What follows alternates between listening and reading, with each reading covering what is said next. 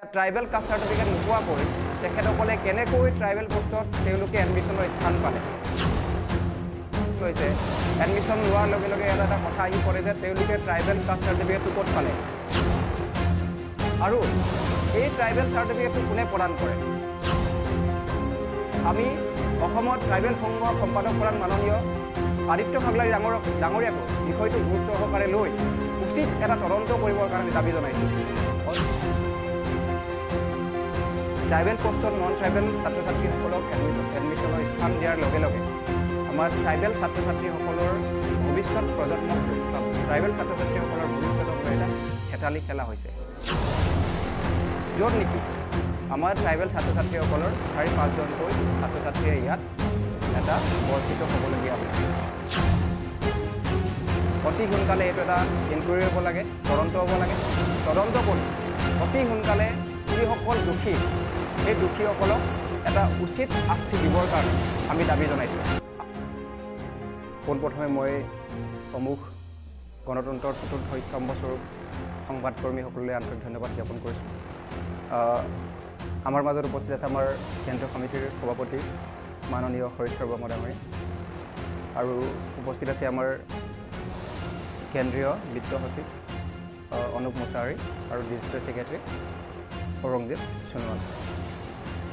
আমি সেইকাৰণে আজি এই প্ৰেছ মিটটো আয়োজন কৰিবলগীয়া হৈছে যে 2021 বৰ্ষৰ যিটো আমাৰ NEET MBBS BDS কোৰ্ছৰ যিটো এডমিশ্যনৰ ক্ষেত্ৰত এটা বিসংগতি আমি দেখিবলৈ পাইছোঁ য'ত নেকি ট্ৰাইবেল ST পোষ্টত নন ট্ৰাইবেল ছাত্ৰ ছাত্ৰী তাত এটা স্থান পোৱা আমি ইয়াতে দেখিবলৈ পাইছোঁ এই ক্ষেত্ৰত মই পোনপ্ৰথমে মই অসমৰ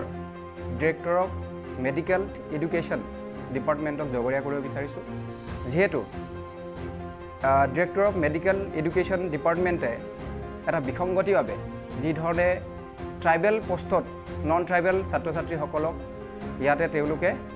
এটা এডমিশ্যনত তেওঁলোকক চিট দিয়া হৈছে স্থান দিয়া হৈছে য'ত নেকি এই যিটো ট্ৰাইবেল পোষ্টত নন ট্ৰাইবেল ছাত্ৰ ছাত্ৰীসকলক এডমিশ্যনৰ স্থান দিয়াৰ লগে লগে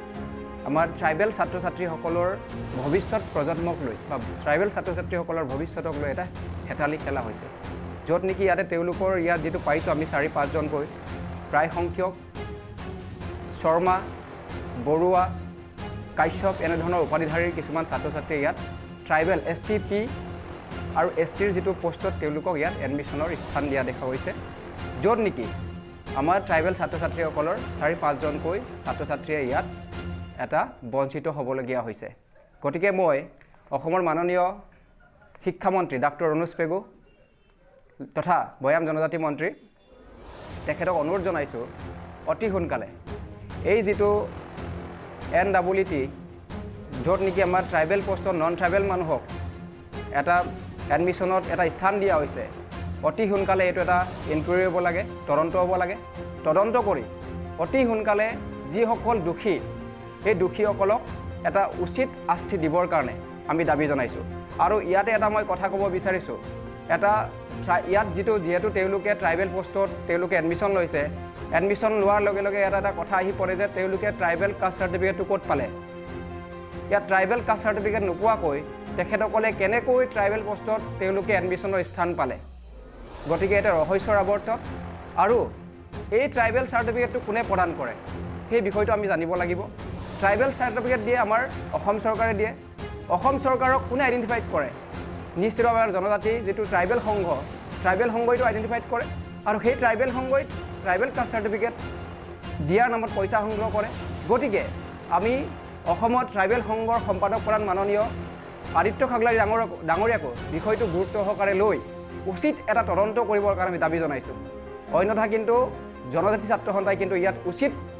ন্যায়ৰ দাবীত জনজাতি ছাত্ৰ ছাত্ৰীসকলৰ ভৱিষ্যত যিটো ভৱিষ্যতক লৈ তেওঁলোকে খেলা খেলিছে সেই খেলাৰ উচিত ন্যায়ৰ দাবী আমি কিন্তু ইয়াৰ ভিতৰত এক প্ৰতিবাদী কাৰ্যসূচী আৰম্ভ কৰিবলৈ বাধ্য হ'ম আৰু লগতে ইয়াতে এটা কথা তেওঁলোকৰ যিটো DLEDৰ এডমিশ্যনৰ ক্ষেত্ৰতো একেই বিসংগতি আমি দেখিবলৈ পাইছোঁ ইয়াতে তেওঁলোকৰ নাম আছে মনদীপ ফুকনে STP এইটো এটা ৰহস্যৰ আৱৰ্তত যিহেতু তেখেত ST হয়নে নহয় এইটো আমাৰ এটা ডাউট আছে আৰু লগতে ইয়াত আছে তেওঁলোকৰ এটা ধনমণি ৰাজবংশী ৰাজবংশীটো আজিলৈকে আমি ST পোৱা অসমত আজিলৈকে শুনা নাই কিন্তু ধনমণি ৰাজবংশী নামৰ এগৰাকীয়ে তেখেতে ST প্লেনত DLED কোৰ্চত কেনেকৈ তেখেতে এডমিশ্যন পালে গতিকে আমি অসম চৰকাৰ শিক্ষা বিভাগৰ দায়িত্বত থকা মাননীয় ডক্টৰ অনুজ পেগু ডাঙৰীয়াক অতি সোনকালে সেইটো ব্যৱস্থা ল'বৰ কাৰণে আৰু তদন্ত কৰিবৰ কাৰণে দাবী জনাইছোঁ